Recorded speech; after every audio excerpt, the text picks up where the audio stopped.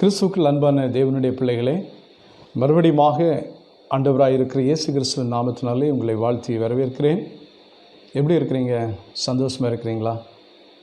அன்பின் ஆண்டவராக இருக்கிற தேவன் கடந்த மாதம் முழுவதும் அற்புதமாக, அதிசயமாக, ஆச்சரியமாக நம்மை வழிநடத்தி கொண்டிருந்தார். இன்னொரு புதிய மாதத்தை நீங்கள் நானும் காணும்படியாக ஆண்டவராக இருக்கிற தேவன் செய்த அந்த மகத்துவமான நல்ல கிருபைகளுக்காக ஆண்டவராக இருக்கிற தேவனுக்கு கொடான கொடி நன்றி தெரிவித்துக் கொள்ளும். இந்த நாளிலே மறுபடியுமாக உங்களோடு கூட இந்த தொலைத்தொடர்பின் செய்திகள் மூலமாக கர்த்தருடைய நாம மகிமைப்படும்படியாக உங்களை சந்திப்பதில் பெரும் மகிழ்ச்சி அடைகிறேன். அநேக ஜனங்கள் இந்த ஃபேஸ்புக் மூலமாக, இன்னும் யூடியூப் மூலமாக இந்த செய்திகளை நீங்கள் கேட்டுக்கொண்டிருக்கிற உங்கள் அனைவருக்கும் இயேசு கிறிஸ்துவின் நாமத்தினாலே வாழ்த்துக்களை தெரிவித்துக் கொள்கிறேன். மிக்க நன்றி. உங்களுடைய நண்பரிடத்திலும் சொல்லுங்கள். அது மட்டுமல்லாது ஒவ்வொரு நாளும் காலையில் வாட்ஸ்அப் மூலமாகவும் ஒரு பாடல், ஒரு வேத வாசிப்பு, ஒரு ஜெபம் என்கிறது தினந்தோறும் நடந்து கொண்டிருக்கிறது. உங்களுக்கு விருப்பம் இருந்தால் உங்களுடைய எண்களை நீங்கள் எங்களுக்கு அனுப்பி தாருங்கள். உங்களுக்கும் நாங்கள் அந்த தினந்தோறும் காலை அந்த பனித்துளியை போல் இருக்கக்கூடிய அந்த செய்திகளை, கர்த்தருடைய ஜீவ வார்த்தைகளை உங்களுக்கு கொடுக்கும்படியாக கர்த்தர் கிருபை செய்வார். ஒரு பாடல் ஒன்றை இந்த நாளிலே கேட்டு கர்த்தருடைய வார்த்தைகளுக்காக நம்ம கடந்து போவோமா? இந்த பாடல் அடியன் எழுதி ராகம் அமைத்து இயேசு என் இரட்சகரே சீடியில் அடியன் பாடியிருக்கக்கூடிய பாடல். தேவனுடைய நாமம் மகிமைப்படும்படியாக.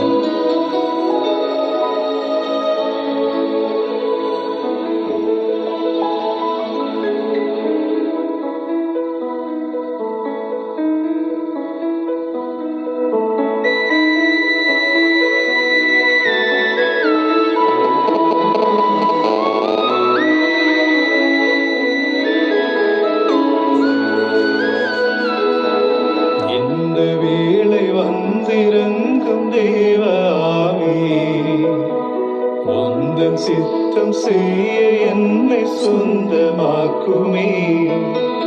எந்த வேளை வந்திறங்கும் தேவனாவே, உந்தன் சித்தம் செய்ய என்னை சொந்தமாக்குமே. சொஸ்தனாய் நடந்திட பரிசுத்தாவியே, சித்தமாக இந்த வேளை தீர்ந்திடும் ஐயா. சொஸ்தனாய் நடந்திட பரிசுத்தாவியே, சித்தமாக இந்த வேளை தீர்ந்திடும் ஐயா. உம் சித்தமாக இந்த வேளை தீர்ந்திடும் ஐயா. இந்த வேளை வந்திறங்கும் தேவாவே, உந்தன் சித்தம் செய்ய என்னை சொந்தமாக்குமே. எனக்கன்பான சகோதரர், என் தேவனுடைய ஆவியார் உன்மேல் இறங்கும்படியா அவர் சித்தம் கொண்டிருக்கிற இந்த வேளையில் இந்த பாடலை ஜெப சிந்தையோடு நீ கேட்பாயா? பேதையான என்னில் ஞானம் தாருமே, பாதை காட்டி தீமை அகல இயேசுவே வாரும். பேதையான என்னில் ஞானம் தாருமே, பாதை காட்டி தீமை அகல இயேசுவே வாரும். உம் பாதை காட்டி தீமை அகல இயேசுவே வாரும். இந்த வேளை வந்திறங்கும் தேவனாவே, உந்தன் சித்தம் செய்ய என்னை சொந்தமாக்குமே.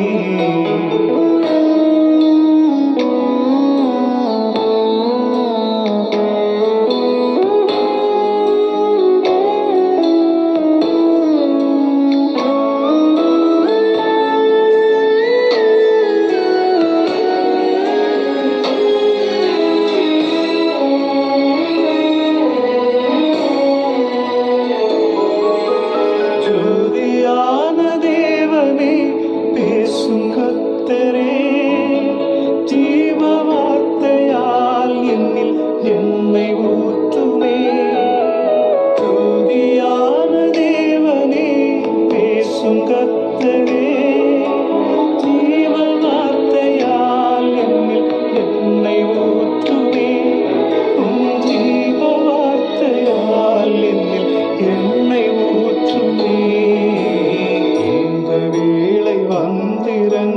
தேவ ஆவியே, உந்தன் சித்தம் செய்ய என்னை சொந்தமாக்குமே. வேதையாக வாழ்க்கை, உலகத்தில் மரணம்தான் வாழ்க்கை, இன்னும் பலவிதமான சிற்றின்பந்தான் வாழ்க்கை என்று சொல்லி ஓடுகின்றாய். ஓடுகின்ற நீ ஒரு விஷயம் என் தேவனுடைய பாடலை கேட்பாயா? கிருபையான தேவனே அபிஷேகம் தாருமே, உமது கோலும் உமது தடி என்னை தேற்றுமே. கிருபையான தேவனே அபிஷேகம் தாருமே, உமது கோலும் உமது தடி என்னை தேற்றுமே. இன்றும் உமது கோலும் உமது தடி என்னை தேற்றுமே. இந்த வேளை வந்திறங்கும் தேவ ஆவியே, உந்தன் சித்தம் செய்ய என்னை சொந்தமாக்குமே. என் நண்பனே, இந்த உலக வாழ்க்கைதான் பெரிதென்று சொல். ஓடினேன் ஓடிக்கொண்டிருந்த கால்கள் நடக்க முடியாமல் படுக்கையில் கிடந்து வேத வசனத்தின் பிரகாரம் என் காலுக்கு தீபமும் என் பாதைக்கு வெளிச்சமான என் கர்த்தர் உன் இருளை மாற்றுவாராக. அல்லேலூயா, ஆமென். கண்களை மூடி ஜெபம் செய்வோமா? உன்னதங்களில் வாசம் பண்ணி கொண்டிருக்கிற எங்கள் இஸ்ரவேல் தேவனாயிருக்கிற பரிசுத்த நிறைந்த ஆண்டவரே, இது வந்து இரவு 8 மணி வேளையில் ஆண்டவரே, இந்த இந்திய தேசத்தில் சென்னை பட்டணத்தில் ஒரு சிறிய மூலையில் இருந்து கொண்டு நம்மை நோக்கி மன்றாடுகிறேன் ஆண்டவரே. ஆண்டவரே, உம்முடைய வார்த்தைகளை கேட்கும்படியாக உம்முடைய ஜனங்கள், உம்முடைய அன்பு பிள்ளைகள் அவளோடு காத்து கொண்டிருக்கிற இந்த வேளையில் நீர் பேசும் நாங்கள் கேட்கிறோம். இயேசுவின் நாமத்தில் கேட்கிறோம் நல்ல பிதாவே, ஆமென், ஆமென். என் அன்பு தேவனுடைய பிள்ளைகளே, ஆண்டவராக இருக்கிற இயேசு கிறிஸ்துவின் நாமத்தினாலே உங்களை வாழ்த்தி வரவேற்கிறேன். இந்த நாளிலே ஒரு அருமையான ஒரு செய்தி. அவர் நியாய தீர்ப்பு கொடுக்கும் வேளை வந்தது. இந்த நியாய தீர்ப்பு கொடுக்கும் வேளை வந்தது என்று சொல்லும்போது எல்லா ஜனங்களும் ஏதோ ஒன்றுக்காக அவளோடு காத்து கொண்டிருக்கிறோம். காத்து கொண்டிருக்கிற வேளையிலே இந்த வசனத்தை தேவனாகிய கர்த்தர் இன்றைக்கு எனக்கு கொடுக்கவில்லை.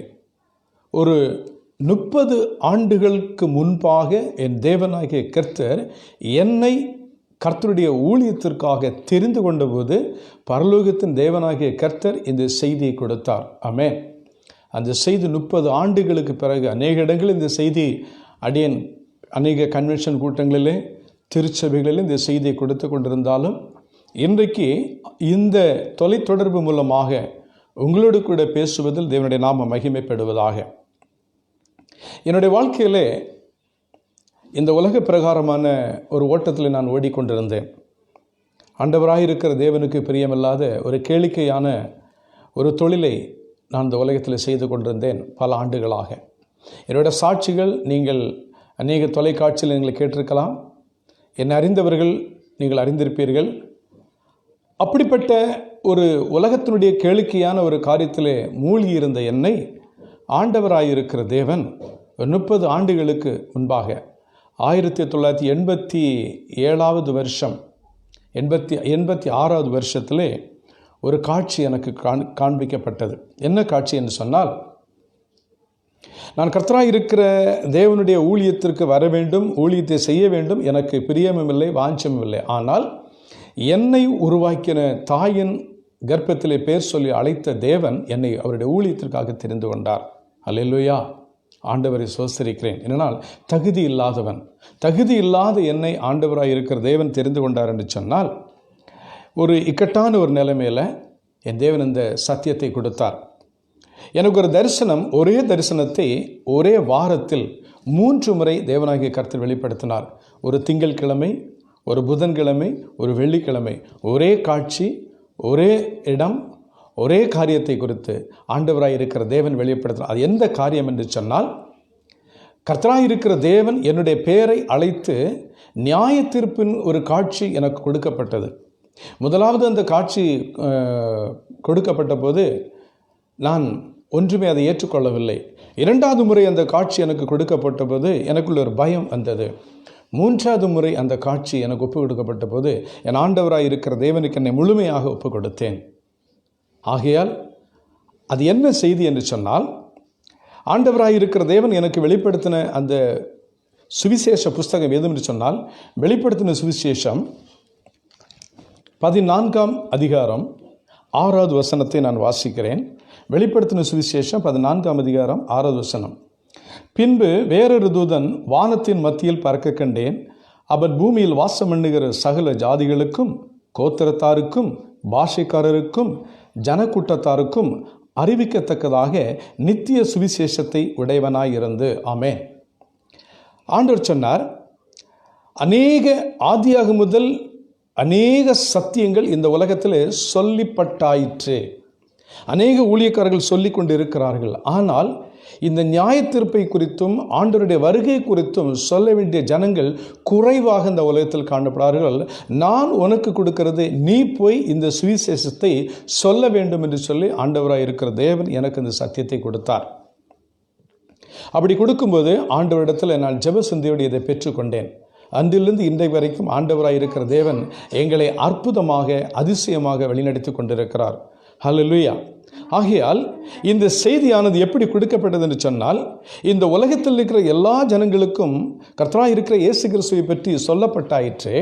ஆனால் நியாயத்தீர்ப்பின் செய்தியை அநேக ஜனங்கள் இன்னும் கேட்காமல் இருக்கிறார்கள் என்று சொல்ல, ஆகையால் நீ போய் இந்த நியாயத்தீர்ப்பின் செய்தியை சொல்ல வேண்டும் என்று சொல்லி என் ஆண்டவராய் இருக்கிற தேவன் எனக்கு கொடுத்தார். அங்கே அது சொல்லும்போது அந்த வசனத்தையும் ஆண்டவராய் இருக்கிற தேவன் எனக்கு வெளிப்படுத்தினார். வெளிப்படுத்தின சுவிசேஷம் 14ஆம் அதிகாரம் 6வது வசனத்திலே அங்கே சொல்லப்படுகிறது, பூமியின் வேறொரு தூதன் வானத்தின் மத்தியிலே பறக்க கண்டேன். மத்தின்னு சொன்னால் எல்லா ஜனங்களும் அறிந்து கொள்ளும்படியாக, எல்லா ஜனங்களும் பார்க்கும்படியாக அவன் பூமியிலே அந்த சென்டர் பிளேஸில் ஒரு காரியம் பூமியுடைய அந்த சென்டர் பிளேஸில் நடந்தால் தான் அது எல்லாருக்கும் தெரிய வரும். ஏதோ ஒரு மூலையில் நடந்தால் அது எல்லா இடத்துக்கும் தெரிய வராது. ஆகையால் என் அன்பு தேவனுடைய பிள்ளைகளே, அந்த பூமியின் மத்தியில் அவன் பறந்தான். பறக்கும்போது அந்த தேவதூதன் என்ன செய்தியை கொண்டு வந்தான் என்று சொல்லி எண்ணி பார்க்கும்போது, சகல ஜாதிகளுக்கும், கோத்திரத்தாருக்கும், பாஷைக்காரருக்கும், ஜனக்கூட்டத்தாருக்கும் அறிவிக்கத்தக்க நித்திய சுவிசேஷம் அவனுடைய கையில் இருந்தது. நித்திய சுவிசேஷம், நித்திய சுவிசேஷத்தை அந்த கடைசி நாட்களிலே அந்த தூதன் கொண்டு தேசத்துக்கு வெளிப்படுத்தினார். அந்த நித்திய சுவிசேஷத்தினுடைய முதல் சுவிசேஷம் என்னவென்று சொல்லி பார்க்கும்போது 7வது வசனம், மிகுந்த சத்தமிட்டு தேவனுக்கு பயந்து அவரை மகிமைப்படுத்துங்கள், அவர் நியாய தீர்ப்பு கொடுக்கும் வேளை வந்தது, வானத்தையும் பூமியையும் சமுத்திரத்தையும் நீரூற்றுகளையும் உண்டாக்கினவரையே தொழுது கொள்ளுங்கள் என்று கூறினான். அல்லேலூயா. என் அன்பு தேவனுடைய பிள்ளைகளே, அந்த பரலோகத்திலிருந்து இறங்கி வந்த அந்த தூதனானவன் உலகத்தில் இருக்கிற ஒரு மனிதனுக்காக, ஒரு ஜாதிக்காக, ஒரு பாஷைக்காரருக்காக, ஒரு கூட்டத்தாருக்காக, ஒரு மதத்தினருக்காக அல்ல, உலகத்திலே வாழ்ந்து கொண்டிருக்கிற எல்லா ஜனங்களுக்காக ஒரு செய்தி அவன் கொடுத்தான்.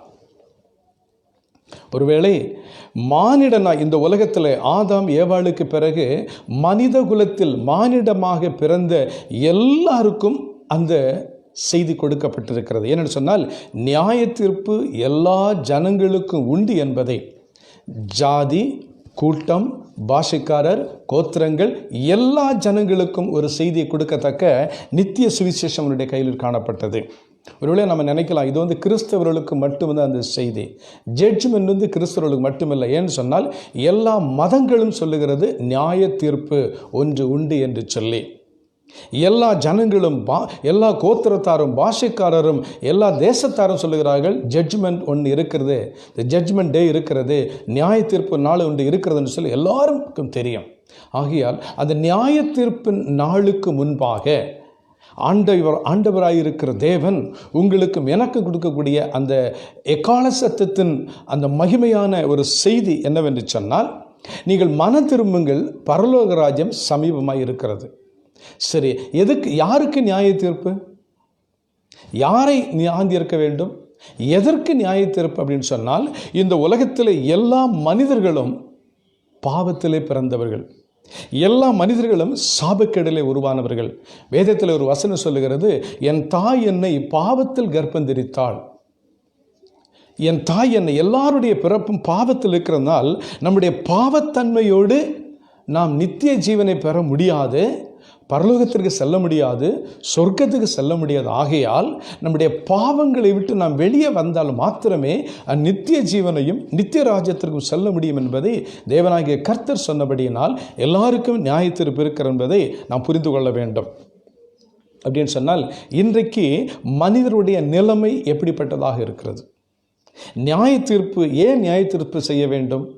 அந்த மனிதனுடைய நிலைமை எப்படி இருக்கிறது என்று சொல்லி எண்ணி பார்க்கும்போது ஒரு வசனம் சொல்லுகிறது. மார்க்கின் புஸ்தகம் 7ஆம் அதிகாரத்தை நான் வாசிக்க விரும்புகிறேன். மத்தேயு, மார்க்கு அப்படின்னு சொல்லி புதிய ஏற்பாடு புஸ்தகத்திலே மார்க்கின் புஸ்தகம் 7ஆம் அதிகாரத்திலே ஒரு வசனம் 21, 22, 23 வசனத்தை நான் வாசிக்க விரும்புகிறேன். அருமையான ஒரு வசனம்.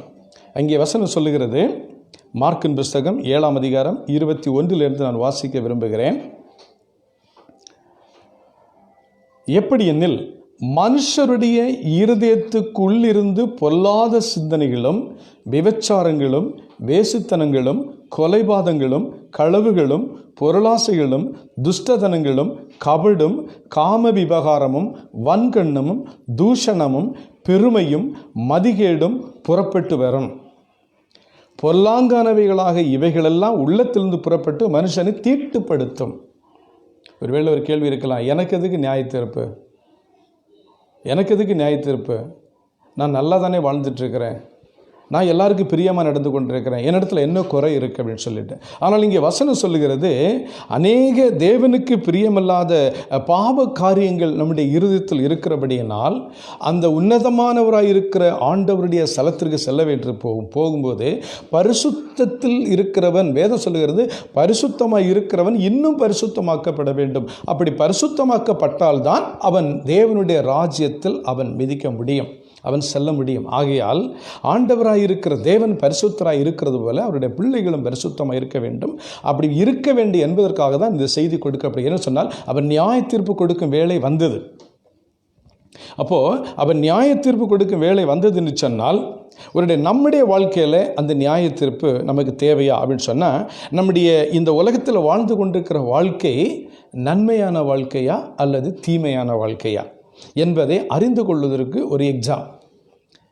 நம்ம எல்லாருக்கும் தெரியும், மனிதருக்குள்ளே நம்ம பேசி கொண்டிருப்போம், நான் நல்லா தான் வாழ்ந்துட்டுருக்கிறேன், நான் நல்லா தான் நடக்கிறேன், நான் யாருக்கு எந்த தீங்கும் செய்யலை அப்படின்னு சொல்லிட்டு அவரவர் தன்னுடைய இருதயத்தை தேற்றிக்கொள்வர்களாக நடந்து கொண்டிருப்போம். ஆனால் அடுத்தவர் தேவனுக்கு முன்பாக, பரலோகத்தின் ஆண்டவருக்கு முன்பாக உங்களை வைத்து அங்கே நியாய விசாரணை செய்யும்போது நீங்கள் எந்தெந்த நாளில் எந்தெந்த இடத்தில் என்னென்ன வார்த்தைகளை யாருக்கு விரோதமாக எப்படி நீங்கள் பேசினீர்கள், எப்படி நடந்து கொண்டீர்கள், என்ன உங்களுடைய சிந்தனை இருந்தது என்பதையும் ஆண்டவராக இருக்கிற தேவன் உங்களுக்கு விளக்கி சொல்லுவார்.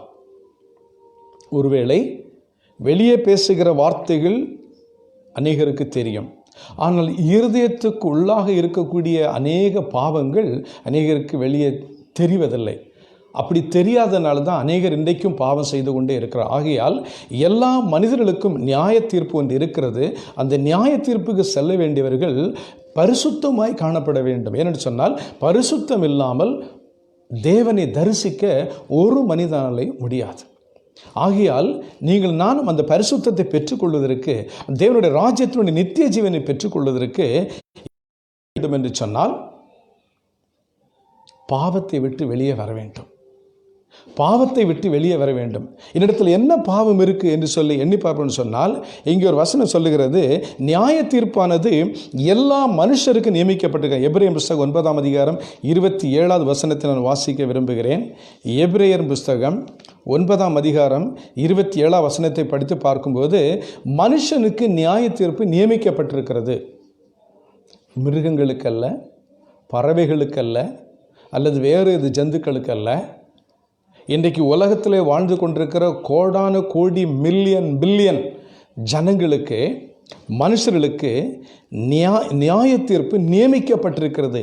இந்த நியாய தீர்ப்பு அந்த நியமிக்கப்படாதவன் ஒருவனும் உள்ளே செல்ல முடியாது. ஒருவேளை உலக பிரகாரமான நீதிகளை ஏதாவது செய்து உள்ளே போகலாம் என்று சொன்னாலும் அதை குறித்தும் நியாய தீர்ப்பிலே நம்ம கணக்கு கொடுக்கிறவர்களாக காணப்பட வேண்டும். ஆகையால் நியாய தீர்ப்பு எல்லா மனுஷனுக்கும் நியமிக்கப்பட்டிருக்கிறது. பிரசங்கியின் ஒரு புஸ்தகம் இருக்கிறது, சாலமன் எழுதின பிரசங்கின் புஸ்தகம். அதில் 12ஆம் அதிகாரத்தை நான் வாசிக்க விரும்புகிறேன். பிரசங்கின் புஸ்தகம் 12ஆம் அதிகாரத்தில் 14வது வசனம் இப்படியாக சொல்லுகிறது: ஒவ்வொரு கிரியையும் அந்தரங்கமான ஒவ்வொரு காரியத்தையும் நன்மையானாலும் தீமையானாலும் தேவன் நியாயத்திலே கொண்டு வருவார். இப்போ சொல்லப்படுகிறது, ஒவ்வொரு கிரியைகளையும் நீங்கள் நன்மை செய்தாலும் சரி, தீமை செய்தாலும் சரி, நீங்கள் நல்லது செய்தாலும் கெட்டது பண்ணாலும், நீங்கள் நினைத்தாலும் பார்த்தாலும் பேசினாலும், எல்லா காரியங்களையும் ஆண்டவராயிருக்கிற தேவன் ஒவ்வொரு காரியத்தையும் தேவன் நியாயத்திலே கொண்டு வருவார் என்று சொல்லி வேதம் சொல்லுகிறது. அப்படின்னு சொன்னால் யாருக்கு இந்த நியாய தீர்ப்பு? ஒருவேளை அநேக ஜனங்கள் நினைத்து கொண்டிருக்கலாம், இது கிறிஸ்தவர்களுடைய வேதம், கிறிஸ்தவத்தில் அல்ல, எல்லா ஜனங்களுடைய எல்லா மார்க்கங்களிலும் நியாய தீர்ப்பு உண்டு என்று சொல்லப்படுகிறது. ஆகையால் இங்கே வேதத்தில் படித்து பார்க்கும்போது அந்த வசனம், வெளிப்படுத்தின சுவிசேஷம் 14ஆம் அதிகாரத்தில் 7ஆம் வசனத்தை படிக்கிறேன். மிகுந்த சத்தமிட்டு, எப்படி ஒரு சத்தம் கொடுக்குறாவ? மிகுந்த சத்தமிட்டு தேவனுக்கு பயந்து அவரை மகிமைப்படுத்துங்கள். தேவனுக்கு பயப்படுறதுன்னா என்ன? கர்த்தருக்கு கீழ்ப்படுகிறது. அவர் என்னெல்லாம் இந்த உலகத்தில் இந்த கர்த்தருடைய பிள்ளைகள், இந்த உலகத்தினுடைய ஜனங்கள் நடக்க வேண்டும் என்று சொல்லி வரையறுத்து கொடுக்கப்பட்டிருக்கிறதோ அந்த வரைமுறைக்கு உள்ளாக நடக்க வேண்டும். அதைத்தான் ஆண்டவர் வெளிப்படுத்துகிறார். தேவனுக்கு பயந்து அதை பயப்படுகிறது. அவர் சொன்ன வார்த்தைகளை கீழ்ப்படியும் போது அந்த கீழ்ப்படிதல் என்கிற பயம். அவர் தேவனுக்கு பயந்து அவரை மகிமைப்படுத்துங்கள். அவர் நியாய தீர்ப்பு கொடுக்கும் வேளை வந்தது. வந்ததுன்னா என்ன? வரப்போகிறது, வந்துட்டே இருக்குது. அநேக நேரத்தில் ஒன்று இயேசு கிறிஸ்து வரப்போகிறார் வரப்போன்னு சொல்லிட்டு இருக்கிறாங்க. எப்போ வருவார், அவர் எங்கே வரப்போகிறார் அப்படின்னு நினச்சி கொண்டு பேசி கொண்டிருக்கிறவர் அநேகர்கள் உண்டு. ஆனால் இன்றைக்கு வேத புஸ்தகத்தில் சொல்லப்பட்ட, அதுலேயும் மத்தேயின் புஸ்தகத்தில், புதிய ஏற்பாடினுடைய முதல் புஸ்தகமாக இருக்கிற மத்தேயின் புஸ்தகத்தில் 2000 ஆண்டுகளுக்கு முன்பாகவே ஆண்டவராயிருக்கிற தேவன் இயேசு கிறிஸ்துங்கிற கர்த்தர் இந்த உலகத்திலே வாழும்போது அவர் சொன்ன வார்த்தை. சீசர்கள் கேட்டார்கள், ஆண்டவரே, இந்த உம்முடைய வருகைக்கும் இந்த உலகத்தினுடைய முடிவுக்கும் அடையாளம் ஏதாவது இருக்கிறதா அப்படின்னு ஆண்டவரத்தில் கேட்டபோது ஆண்டவர் சொன்னார், யுத்தங்களையும் யுத்தங்களின் செய்திகளையும் கேள்விப்படுகிறீர்கள். பஞ்சங்களும் கொள்ளை நோய்களும் உண்டாயிருக்கும், பூமி எதிர்ச்சிகள் உண்டாயிருக்கும். இவைகள் என்னுடைய வருகைக்கு முன் அடையாளங்கள். இவைகளெல்லாம் சம்பவிக்கும், ஆனாலும் முடிவு உடனே வராது. எப்படிப்பட்ட காலத்தில் இருந்து கொண்டு 2000 ஆண்டுகளுக்கு முன்பாக எழுதப்பட்ட வேத வசனம் 2020ஆம் ஆண்டில் நடந்து கொண்டிருக்கிறது. இனி என்னென்ன தேசத்தில் நடக்க போகிறது தெரியாது. ஆனாலும் இந்த ஆண்டவராயிருக்கிற தேவனுக்கு பயந்து, அவருடைய கற்பனைகளுக்கும் பிரமாணங்களுக்கும் இந்த உலகத்தில் பயந்து நடக்கிறவர்களுக்கு ஆண்டவராயிருக்கிற தேவன் விசேஷத்துவ கிருபை அவர்களுக்காக வைத்திருக்கிறார். அந்த கிருபையினால் அவர் நம்மை காப்பாற்றுவார். அந்த கிருபையினால் நம்மளை பாதுகாத்து கொள்ளுவார்.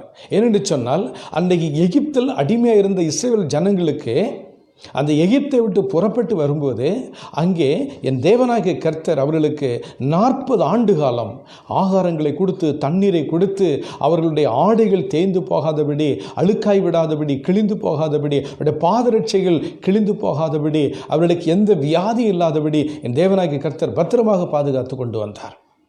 அங்கே பார்வோனுடைய அந்த அரண்மனையில் அவனை சேர்ந்த ஈர்த்து ஜனங்களும் அங்கே வாதிக்கப்படுகும் போது இஸ்ரவேல் சொல்லக்கூடிய கர்த்தருடைய பிள்ளைகள் இருந்த அதே நாட்டில் ஒரு பக்கத்தில் இருந்தாங்க, கோசை நாட்டில். அவங்களுக்கு எந்த பிரச்சனை வராதபடி, அங்கே ஒரு சாவு கூட இல்லாதபடி தேவனாகிய கர்த்தர் பாதுகாத்தார்.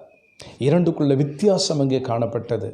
ஆகையால் கர்த்தராயிருக்கிற தேவனை நோக்கி கூப்பிடுகிற எல்லாருக்கும் தேவன் கிருபை அளிக்கிறார். இங்கே வசனம் சொல்லுகிறது, இந்த நியாய தீர்ப்பு யாருக்கு என்று சொன்னால், பூமியிலே வாசம் பண்ணுகிற எல்லா ஜனங்களுக்கும், சகல ஜாதிகளுக்கும், கோத்திரத்தாருக்கும், பாஷைக்காரருக்கும், ஜனக்கூட்டத்தாருக்கும் அறிவிக்கத்தக்க நித்திய சுவிசேஷம் உடையவனாயிருந்தே தேவனுக்கு பயந்தவரை மகிமைப்படுத்துங்கள். அவர் நியாய தீர்ப்பு கொடுக்கும் வேளை வந்தது. வானத்தையும் பூமியையும் சமுத்திரத்தை நீரூற்றுகளையும் உண்டாக்கினவரையே தொழுது கொள்ளுங்கள் என்று அவன் கூறினான். ஆமென்.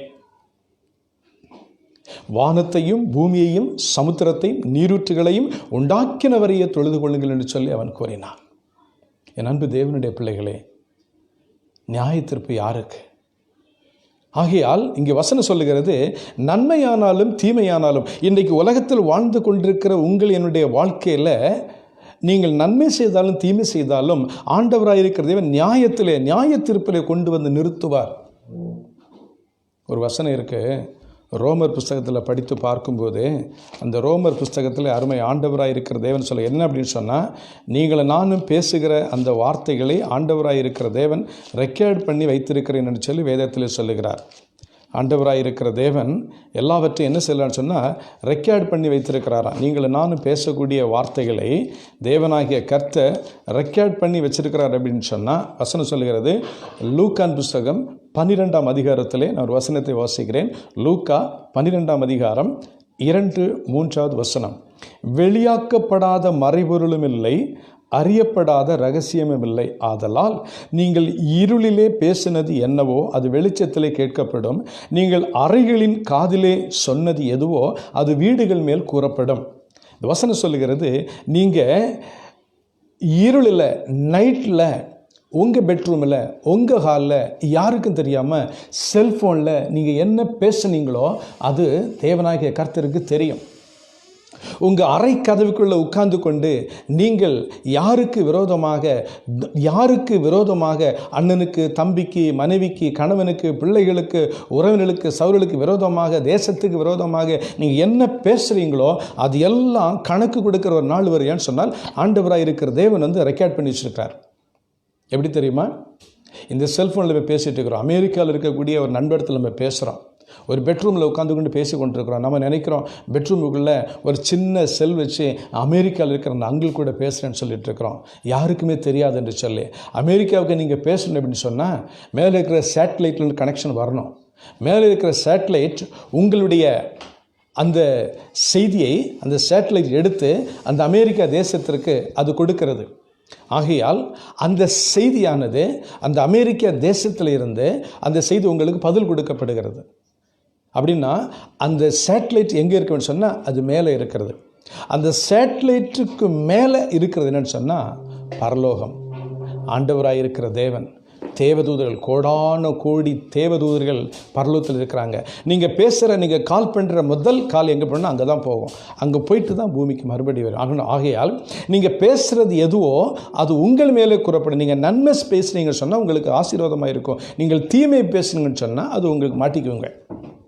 இந்த வசனம் சொல்லுகிறது, நீங்கள் இருளிலே பேசிக்கொள்வது எதுவோ, நீங்கள் நைட்டில் நீங்கள் யாரை குறித்து நீங்கள் கேடாக பேசுகிறீங்களோ அது உங்களுக்கு வெளிச்சத்தில் பப்ளிக்கில் போட்டு காட்டப்படும். நீங்கள் அறைகளிலே உங்கள் ரூமில் குசு குசு என்று சொல்லி நீங்கள் காதில் என்ன பேசுனீங்களோ அது உங்களுக்கு வீடுகள் மேல் போடப்படும்.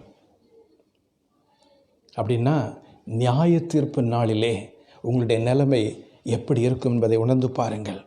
எனக்கு அன்பான தேவனுடைய ரோமர் புஸ்தகம் 2ஆம் அதிகாரத்திலே 16வது வசனத்திலே இங்கே பவுல் அப்போஸ்தலன் பேசுகிறார். ரோமர் புஸ்தகம் 2ஆம் அதிகாரத்திலே 16வது வசனத்தை நான் வாசிக்க விரும்புகிறேன். அந்த வசனத்தின்படி படிக்கும்போது, என் சுவிசேஷத்தின்படியே தேவன் இயேசு கிறிஸ்துவை கொண்டு மனுஷருடைய அந்தரங்கங்களை குறித்து நியாய தீர்ப்பு கொடுக்கும் நாளிலே இது விளங்கும்.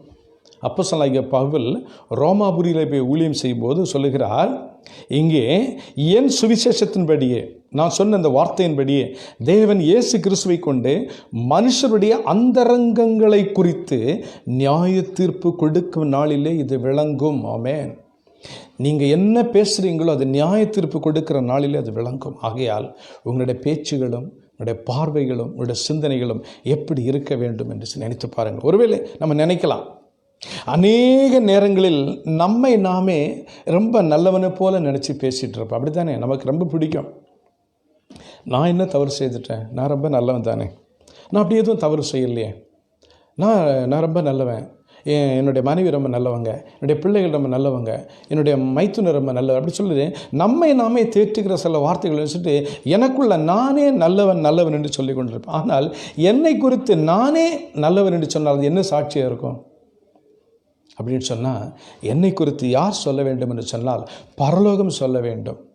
பரலோகத்திற்குரிய ஆண்டவராயிருக்கிற தேவன் சொல்ல வேண்டும். என்னுடைய நீதிபரர் என்னை குறித்து சாட்சி சொல்ல வேண்டும். இந்நியாய தீர்ப்பு நாளிலே ஆண்டவராயிருக்கிற தேவன் உங்களை குறித்தும் உங்களுடைய குடும்பத்தினரை குறித்தும் நீங்கள் இருதயத்தில் நினைத்த காரியங்களை குறித்தும் தேவனாகிய கர்த்தர் உங்களுக்கு சாட்சியாக அங்கே நிற்பார். யாரும் மறைக்க முடியாது. ஆகையால் வசனம் சொல்லுகிறது, அவர் நியாய தீர்ப்பு கொடுக்கும் வேளை வந்தது, வானத்தையும் பூமியையும் சமுத்திரத்தை நீரூற்றுகளையும் உண்டாக்கினவரையே நீங்கள் தொழுது கொள்ளுங்கள் என்று சொல்லி அவன் கூறினானா. ஒரு செய்தி, ஒரு பெரிய தூதன் இந்த கடைசி காலத்தில் இந்த புஸ்தகத்தில் இப்போ வெளிப்படுத்தின சுவிசேஷம் அப்படிங்கிற புஸ்தகம் வேதாகமத்தில் பைபிளில் கடைசி புஸ்தகம். ஏன் இந்த செய்தி சொன்னால், ஆண்டவராகிய தேவன் சீக்கிரமாக வரப்போகிறார். இந்த உலகத்தில் நடக்கிற சம்பவங்கள், வேதத்தில் சொல்லப்பட்ட எல்லா சம்பவங்களும் நடந்து கொண்டிருக்கிறது. ஆகையால் நீங்கள் மனம் திரும்பி பிழைத்து தப்பித்து கொள்ள வேண்டும் என்பதற்காக நியாய தீர்ப்பு வருவதற்கு முன்பாக, உங்களுடைய பெயர் அங்கே எழுதப்படுவதற்கு முன்பாக, எந்த புஸ்தகத்தில், பாவ புஸ்தகத்தில் எழுதப்படுவதற்கு முன்பாக நீங்கள் பாவத்தை விட்டு வெளியே வர வேண்டும் என்பதற்காக தேவனாகிய கர்த்தர் இந்த அடிமையின் மூலமாக உங்களோடு பேசி கொண்டிருக்கிறார். எத்தனை பேர் விசுவாசிக்கிறீங்க என் அன்பு தேவனுடைய பிள்ளைகளே? அப்படின்னு சொன்னால், என்னை யார் நியாய தீர்க்க போகிறா?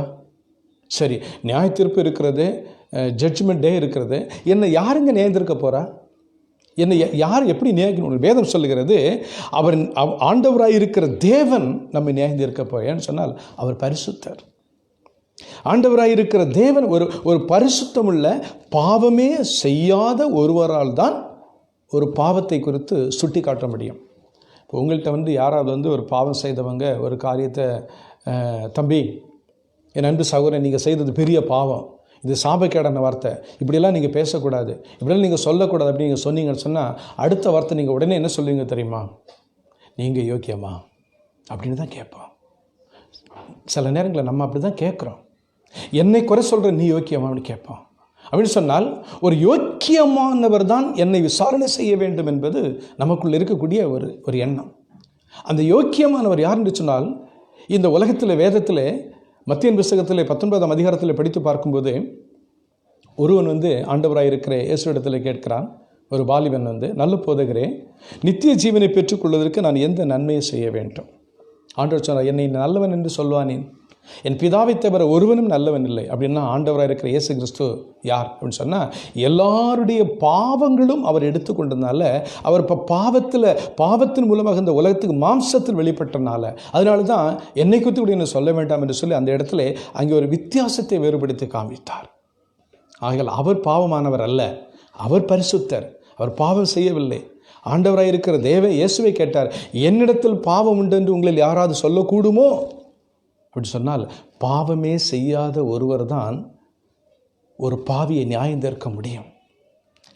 அவர் பரிசுத்தராக இருக்க வேண்டும். ஏனென்று சொன்னால், இந்த உலகத்தில் உங்களுக்கு எனக்கு இருக்க போல ஆசை, இச்சை இல்லாத ஒருவராக இருக்கணும். என்ன ஆசை, இச்சை அப்படின்னு சொன்னால், நிறைய பணம் சம்பாதிக்கணும் அப்படிங்கிற ஆசை மாம்சத்தில் வந்தால், இந்த உலகத்தில் இருக்கிற மனிதனுடைய ஆசை நிறைய பணம் சம்பாதிக்கணும், நிறைய நகை சேர்க்கணும், நிறைய உலகத்தில் இருக்கிற எல்லா பொருள் மேலே ஆசை சொல்லுவாங்க இல்லையா? மண்ணாசை, பொன்னாசை, பெண்ணாசை. இந்த ஆசைகள் எல்லாம் இல்லாத ஒருவர் தான் என்னை நியாயம் விசாரிக்க முடியும். ஆண்டவராக இருக்கிற தேவனிடத்தில் இந்த எந்த ஆசையும் கிடையாது. ஆனால் அவருக்கு ஒரு ஆசை இருக்குது. என் அன்பு தேவனுடைய பிள்ளைகளே, என் அருமை ஆண்டவராக இருக்கிற இயேசு கிறிஸ்துக்கு ஒரே ஒரு ஆசை இருக்குது. என்ன ஆசை தெரியுமா? யாரும் கெட்டு போகக்கூடாது, எல்லாரும் அவருடைய ராஜ்யத்துக்கு வரணுங்கிற ஒரு ஆசை இருக்குது. அதனால தான் தன்னுடைய எல்லா பரிசுத்தத்தையும் பரலோகத்தில் இறக்கி வைத்துவிட்டு இந்த உலகத்தில் மனித அவதாரமாக எடுத்து இந்த உலகத்தில் தன்னை தாழ்மைப்படுத்தினவராக காணப்பட்டார். ஆகையால் அப்படிப்பட்ட ஒருவரால் தான் நம்மை பரிசுத்தமாய் பாதுகாத்து கொள்ள முடியும், நம்மை நியாயம் தீர்க்க முடியும். அப்படின்னு சொன்னால், வானத்தையும் பூமியையும் சமுத்திரத்தை நீரூற்றுகளையும் படைத்தவரால் தான் இருக்க வேண்டும். அவர் தான் நம்மை நியாயம் தீர்க்க முடியும். யோசித்து பாருங்க, இன்றைக்கு இந்த உலகத்தில் யார் நம்மை நியாயம் தீர்க்க முடியும்? யார் நல்லவங்க? யாரால் சொல்ல முடியுமா? ஒருவேளை இன்றைக்கி அநேகர் சொல்லி கொண்டிருப்பாங்க. என்ன சொல்லுவாங்க அப்படின்னு சொன்னால், நல்லவங்க எல்லாரும் பரலோகத்துக்கு போயிடுவாங்க, கெட்டவங்க எல்லாரும் நரகத்துக்கு போயிடுவாங்க. ஆனால் அது உண்மை, அதுதான் உண்மை. நல்லவங்க எல்லாரும் பரலோகத்துக்கு போயிடுவாங்க, கெட்டவங்க எல்லாரும் நரகத்துக்கு போயிடுவாங்க. இது உண்மையான வார்த்தை. எல்லா ஜனங்களும் சொல்லக்கூடிய, எல்லா மதங்களும் கோத்திரங்களும் எல்லா மாநிலர்களும் சொல்லக்கூடிய ஒரே ஒரு வார்த்தை. ஆனால் ஒரு கேள்வி என்ன சொன்ன, யார் நல்லவன்? யார் நல்லவன்? அப்படின்னு சொன்னால் ஒரு வசனம் சொல்லுகிறது, மத்தேயு எழுதின சுவிசேஷன் புத்தகத்தில் 7ஆம் அதிகாரத்தில் 21வது வசனத்தை படித்து பார்க்கும்போது வசனம் சொல்லுகிறது, என் பிதாவின் பரலோகத்தில் இருக்கிற என் பிதாவின் சித்தத்தின்படி செய்கிறவனே அல்லாமல் என்னை நோக்கி கர்த்தாவே கர்த்தாவே என்று சொல்லுகிறவன் பரலோகத்துக்கு வர முடியாது. அவர் சொன்னார், பரலோகத்தில் இருக்கிற என் பிதாவின் சித்தத்தின்படி இந்த பூலோகத்தில் செய்கிறவன் எவனோ அவன் தேவனுடைய ராஜ்யத்தில் பிரவேசிப்பான். அந்த பரலோக ராஜ்யத்திற்கு செல்ல வேண்டிய அழைத்து கொண்டு போகிறவர் தான் நம்மை வாசலில் நின்று, அதனால தான் வேத வசனம் சொல்லுகிறது, நானே வழியும் சத்தியமும் ஜீவனுமாய் இருக்கிறேன், என்னை இல்லாமல் நான் இல்லாமல் ஒருவனும் எந்த வாசல் வழியாகவும் அங்கே உள்ளே பிரவேசிக்க முடியாது. என்னென்னு சொன்னால், அந்த வாசலுக்குள்ளே போகும்போது அங்கே அந்த வாசலுடைய பெரிய திறவுகோல் என்னன்னு சொன்னால் ஆண்டவராக இருக்கிற தேவனிடத்தில் தான் இருக்குது. அந்த திறவுகோலை வைத்திருக்கிறவர் ஆண்டவராய் வேதத்தில் சொல்லப்பட்டுகிறது. ஆண்டவராய் இருக்கிற தேவனிடத்தில் அந்த திறவுகோல் இருக்குது. அந்த திறவுகோல் யாரிடத்தில் இருக்கிறதோ அவர் தான் திறந்து என்னை உள்ளே விட முடியும்னு சொன்னால், அவர் பரிசுத்தராக இருக்கிறது போல நானும் அவரை போல பரிசுத்தமாக இருந்து வாழ வேண்டும் என்று அவர் ஆசைப்படுகிறார். அப்படின்னா யார் பரிசுத்தவான்? என் பிதாவின் சித்தத்தின்படி செய்கிறவன் இல்லாமல் ஆண்டவராய் இருக்கிற தேவனுடைய சித்தத்தை இந்த உலகத்தில் யார் செய்கிறார்களோ அப்படிப்பட்டவர்களே பரிசுத்தவான்கள் என்று வேதம் சொல்லுகிறது. ஆகையால் என் அன்பு தேவனுடைய பிள்ளைகளே, சரி, ஒருவேளை நம்ம நினைக்கலாம், ஒரு எக்ஸாம்பிள் நினைப்பேன், ஒரு மனிதன் நிறைய உதவி செய்கிறாரு, நிறைய ஏழைகளுக்கு தானம் செய்கிறாரு, நிறைய காரியங்கள்லாம் செய்கிறாரு, அப்படின்னு இல்லை ஒரு 10,000 பேருக்கு தான தர்மம் பண்ணுறாரு, நிறைய காரியங்களை இந்த உலக பிரகாரமான நிறைய காரியங்களை செய்துட்டு இருக்கிறாரு. அவர் ரொம்ப நல்லவர் தானே அப்படின்னு சொல்லிட்டு நாம் பேசிகிட்டு இருப்போம். உண்மை தானே? அதெல்லாம் தேவை தான். நிறைய நன்மைகள், 10,000 பேருக்கு உணவு கொடுப்போம், 10,000 ஏழைகளுக்கு உதவி செய்வோம், தரித்திரரை கேட்போம், நிறைய காரியங்களை செய்து நம்மால் முடிஞ்சதெல்லாம் ஒரு நம்மகிட்ட இல்லைன்னு கூட கேட்டு வாங்கி கூட நம்ம செய்வோம். இது ஆண்டவராக இருக்கிற தேவன் சொன்னதில் இதுவும் ஒன்று. ஆனால் ஒரு காரியத்தை யோசிக்க வேண்டும். இன்னொரு பட்டணத்தில் போய் ஒரு மனிதன் ஒரு குடும்பத்தில் அவன் கொடுக்க வேண்டிய பணத்திற்காக அவன் கடன் வாங்கின பணத்தை உடனே கொடுக்க முடியாமல் போனதுனால அவனுடைய கழுத்தை இறுக்கி பிடித்து அவனுடைய குரல் வளையை நொறுக்கி அவனை பிழிந்து அவனுடைய இரத்தத்தை கசக்கி எடுத்து அவன் சாகும் தருவாயில் அவனை அங்கே போட்டுவிட்டு அந்த பணத்தை வாங்கி கொண்டு இன்னொரு பட்டணத்தில் போய் அவன் 1000 பேருக்கு அன்னதானம் கொடுப்பான் என்று சொன்னால் அது தேவனுக்கு பிரியமான ஒரு பரிசுத்தமான தேவனுக்கு விருப்பப்படுகிற ஒரு காரியம் அல்ல. இப்படிப்பட்ட தான தர்மங்களை ஆண்டவராயிருக்கிற தேவன் ஒருபோதும் ஏற்றுக்கொள்வதில்லை. ஆகையால் அங்கே ஒரு குடும்பம் அழுது கண்ணீர் வடிக்குது, வேதனைப்படுது, கஷ்டப்படுது, அவங்க மரணத்தரவாயில் போயிடறாங்க. எத்தனை குடும்பம் இன்னைக்கு தற்கொலை பண்ணிக்கிறாங்க. அவங்ககிட்ட இருந்த அந்த பணத்தை பிழிந்து ரத்தத்தோட பிழிந்து வாங்கி இன்னொரு ஊரில் எனக்கு பெருமைக்கு என்ன 4 பேர் மதிக்கணுங்கிறதுக்காக, என்னை பற்றி ஊரில் எல்லாரும் பெருமையாக சொல்லணுங்கிறதுக்காக அங்கே ஒருவனை கொலை செய்து இங்கே ஒருவனுக்கு நான் அன்னதானங்களும் அல்லது நான் ஏழைகளுக்கு அதுக்கு செய்கிறேன் இது செய்கிறேன் அப்படின்னு சொல்லிட்டு பல காரியங்கள் நம்ம செய்வதனால இது தேவனுக்கு பிரியமில்லாத கிரியை. ஒருவேளை இப்படிப்பட்டவர்களை பார்த்து நம்ம செய்யலாம், இவங்கெல்லாம் ரொம்ப நல்லவங்க அப்படின்னு சொல்லிட்டு. ஏன்னு சொன்னால் மனுஷன் முகத்தை பார்த்து ஜட்ஜ்மெண்ட் சொல்லுகிறான், கர்த்தரோ இருதயத்தை பார்த்து ஜட்ஜ்மெண்ட் கொடுக்கிறவர். ஆகையால் தான் நீங்கள் ஜட்ஜ்மெண்ட்டுக்கு ஆயத்தமாக இருக்க வேண்டும். உங்களுடைய நியாய தீர்ப்பு நாள் வரும்போது, உங்களுடைய பெயர்களை அளிக்கும்போது வேதம் சொல்லுகிறது, நான் மறுபடியும் இந்த உலகத்தில் வரப்போகிறேன், வரும்போது அவனுக்கு தக்க கிரியை என்னோட கூட வருகிறது. ஆண்டவர் சொன்னார், அவனுக்கு தக்க கிரியை என்னோடு கூட வருகிறது என்று ஆண்டவர் சொன்னார். அப்போது நியாயத்தை முடித்து வரும்போது உனக்கு கிடைக்க வேண்டியது என்ன கிடைக்க போகுது? ஒரே வார்த்தையில் கேட்டால் சொர்க்கமா நரகமா, சாபமா பாவமா, எதை நான் பெற்றுக்கொள்ள போகிறோம்? என் அன்பு தேவனுடைய பிள்ளைகளே, ஒரு 2 வசனங்களை நான் வாசித்து நான் கடந்து போக வருகிறேன். இந்த உலகத்தில் ஏன் நியாய தீர்ப்பு மனிதனுக்கு தேவை என்று சொன்னால், இந்த உலகத்தில் நான் ஏற்கனவே சொன்னது போல் என் தாய் என்னை பாவத்தில் நம்ம பிறந்ததே பாவம். நம்முடைய ரத்தத்தில் ஓடிக்கொண்டிருக்கிறது ஏமாற்றுதல், பொய், எல்லாம் பாவம். அதுதான் வசனம் சொல்லுகிறது. ரோமர் 1ஆம் அதிகாரம் 29-32 வசனத்தை படித்து பாருங்க. ரோமர் 1ஆம் அதிகாரத்தில் நான் வாசிக்கிறேன். புறங்கூறுகளுமாய் அவதூறு பண்ணுகிறவளுமாய் தேவ பகைஞருமாய் துராக்கிருதம் பண்ணுகிறவர்களுமாய், அகந்தை உள்ளவர்களுமாய், வீம்புக்காரமாய், பொல்லாதவைகளை யோசிக்கிறதும் பிணைக்கிறவர்களுமாய், பெற்றோருக்கு கீழ்ப்படியாதவர்களாய், உணர்வில்லாதவர்களாய், உடன்படிக்கையை மீறுகளவாய், சுபாவ அன்பில்லாதவர்களுமாய், இணங்காதவர்களுமாய், இரக்கமில்லாதவர்களாய் இருக்கிறவர்கள், இப்படிப்பட்டவைகளை செய்கிறவர்கள் மரணத்திற்கு பாத்திரராயிருக்கிறார்கள் தீர்மானிக்கப்படுகிறது. யோசித்து பாருங்க. உங்களுடைய பேர் பரலோகத்தில் புஸ்தகங்கள் திறந்தபோது உங்கள் பேர் வரும்போது, உங்களுடைய நியாயத்தீர்ப்பில் ஆண்டவராயிருக்கிற தேவன் உங்களை நியாயம் தீர்க்கும்போது, உங்களுடைய பெயரில் நீங்கள் என்னெல்லாம் பண்ணீங்களெல்லாம் எழுதப்பட்டிருக்கிறது படித்து பார்க்கும்போது, என் ஆண்டவர் உனக்காக மரித்தது அந்த செய்தி உன் காதில் விழுந்ததா? உனக்காக இரத்தம் சின்ன செய்தி காதில் விழுந்ததா? இதெல்லாவற்றையும் என்னை கேட்டும் கேட்காதன போல எது நடந்தால் என்ன கடவுள் வரம்பு பார்த்துக்கலான்னு சொல்லி ஓடிக்கொண்டிருப்பேன்னு சொன்னால் உன்னுடைய வாழ்க்கையை கேள்விக்குறியாகிவிடும். இன்னொரு வசனம் சொல்லுகிறது, 2 தீமோத்தேயு புஸ்தகம் 3ஆம் அதிகாரத்தில் நான் படிக்கிறேன். கடைசி காலங்கள் ஜனங்கள் எப்படிப்பட்டவர்களாக இருப்பார்னு சொல்லி 2 தீமோத்தேயு 3ஆம் அதிகாரம் 1 நான் வாசிக்கிறேன். மேலும் கடைசி நாட்களில் கொடிய காலங்கள் வரும் என்று அறிவாயாக.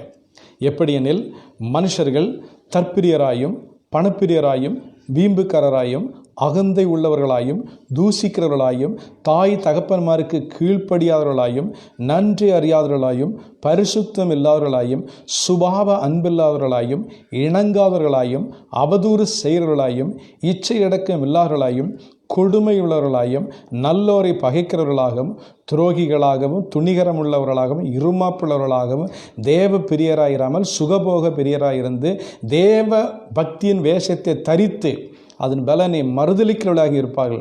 இப்படிப்பட்டவர்களை நீ விட்டு விலகு. ஒரு பெரிய லிஸ்ட்டு கொடுத்தார் பாருங்க.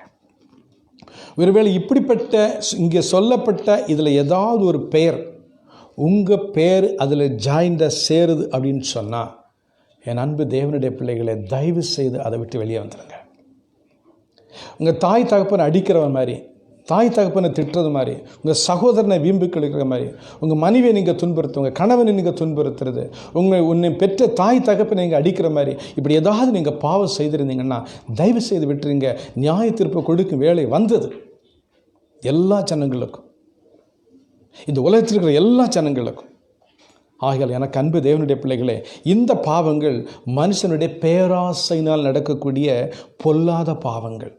அவர் நியாய தீர்ப்பு கொடுக்கும் வேலை வந்தது.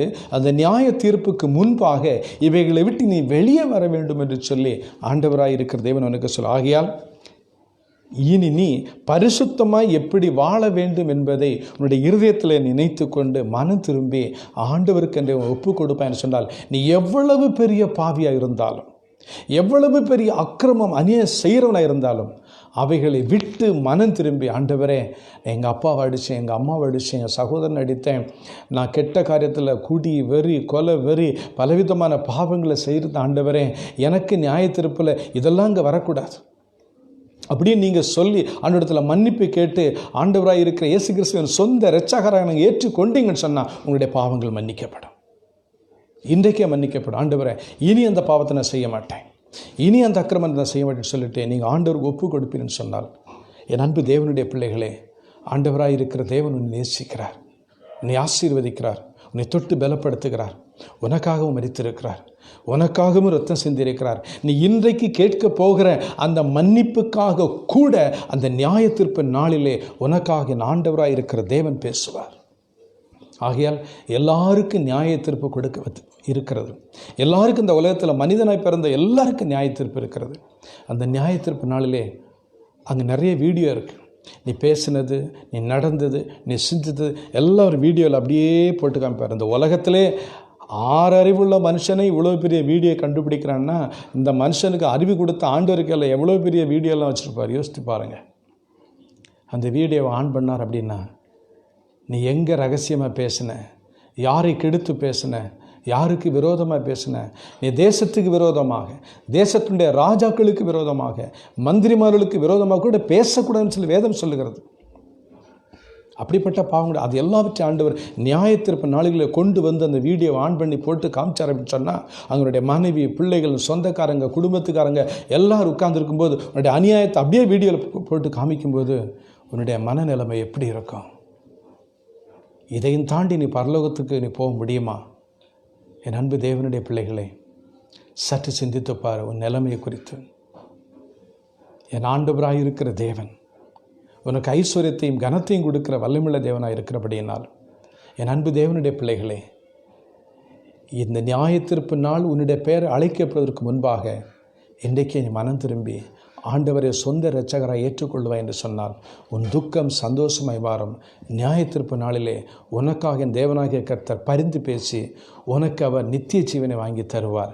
அப்படிப்பட்ட ஒரு ஆசீர்வாதம் இதை கேட்டுக்கொண்டிருக்கிற இந்த குடும்பங்களுக்கும் பிள்ளைகளுக்கும் எல்லாருக்கும் கொடுக்க என் தேவனாகிய கர்த்தர் கிருபை கொண்டிருக்கிறபடியினால் கண்களை மூடி ஜெபம் செய்வோமா? என் அன்பு தேவனுடைய பிள்ளைகளே, ஜெபிப்பதற்கு முன்பாக ஒரு சின்ன காரியம். இதனுடைய தொடர்ச்சி அடுத்த வாரம் இன்னும் நியாய தீர்ப்பின் வேளை வந்ததுங்கிற 2வது பாகத்தை வருகிற புதன்கிழமை சாயங்காலம் இரவு 8 மணிக்கு நீங்கள் மறுபடியும் இதே மாதிரி நீங்கள் கேட்கலாம். இதனுடைய முடிவை எப்படி இருக்கும் என்பதை நீங்கள் கேட்கப் போகிறீர்கள். இதனுடைய 2nd பார்ட். தயவு செய்து மறந்துடாதுங்க. கண்களை மூடி ஜெபம் செய்வோம். உன்னதங்களில் வாசம் பண்ணி கொண்டிருக்கிற எங்கள் இஸ்ரவேல் தேவனாக இருக்கிற பரிசுத்த நிறைந்த ஆண்டவரே, அப்பா, நீங்கள் தான் எங்களுக்கு எல்லாமே. நீங்கள் பரிசுத்தராக இருக்கிறது போல உம்முடைய பிள்ளைகள் எல்லாரும் பரிசுத்தமாக இருக்குன்னு நீங்கள் ஆசைப்படுறீங்க அப்பா. அந்த ஒரு ஆசை தான் உங்கள்கிட்ட இருக்கிறது ஆண்டவர். ஆனால் எங்களுடைய ஆசையோ இந்த உலகத்தில் நான் லக்ஸரியாக இருக்கணும், கோடீஸ்வரனாக இருக்கணும், மில்லியனராக இருக்கணும், எப்படியாவது எல்லாரும் போல் சமுதாயத்தில் கொடிகட்டி பறக்கணும் அப்படின்னு தான் எல்லா ஜனங்களும் நினைத்து கொண்டிருக்கிறார் ஆண்டவரே. ஆனால் நியாய தீர்ப்பு ஒன்று இருக்கிறது என்பதை அநேகர் மறந்து விட்டார்கள் ஆண்டவரே. இன்றைக்கு என் தேவனாகிய கர்த்தர் இந்த நியாய தீர்ப்பை குறித்து பரலோகத்தின் தேவன் உம்முடைய ஆண்டவரே வசனத்தினை வெளிப்படுத்தினதுக்காக உமக்கு கோடான கோடி நன்றி ஸ்தோத்திரம் ஆண்டவரே. இதை கேட்டுக்கொண்டிருக்கிற பெயர்கள் கூட அன்றைக்கு ஒரு நாள் நியாய தீர்ப்பு நாளில் வெளிப்படும் ஆண்டவரே. அப்பொழுது இந்த ஜனங்கள் இந்த செய்தியை கேட்டதன் மூலமாக தன்னுடைய இருதயத்தில் குத்தப்பட்டவர்களாய், ஐயோ இதோ உலகத்தினுடைய அந்த அநேக காரியங்கள் நடக்கப் போகிறது, இப்பொழுது நடந்து கொண்டிருக்கிறதை காட்டிலும் வருங்காரியங்கள் இதை காட்டிலும் கொடியதாக இருந்தால் நான் என்ன செய்ய போகிறேன் என்று சொல்லி தங்களுடைய இருதயங்களை ஆண்டவர் ஒப்பு கொடுக்கிறவர்களே, என் ஆண்டவர் ஒப்பு கொடுத்தவர்களையும் ஆண்டவரே இன்னும் கொடுக்கிறேன்னு சொல்லி முடிவு பண்ணியிருக்கிறவர்களையும் வருகின்ற நாட்களில் அவர்களை தொட்டு ஆசீர்வதித்து பலப்படுத்தி ஆண்டவரே சமாதானத்தின் ஆவினால் நிரப்பி சந்தோஷத்தின் ஆவினால் நிரப்பி தெய்வீக பிரசன்னம் கிருபையும் சமாதானம் இந்த குடும்பங்களிலே பரிபூரணமாக இருக்க இயேசு கிறிஸ்துவின் நாமத்திலே கேட்கிற நல்ல பிதாவே, ஆமென்.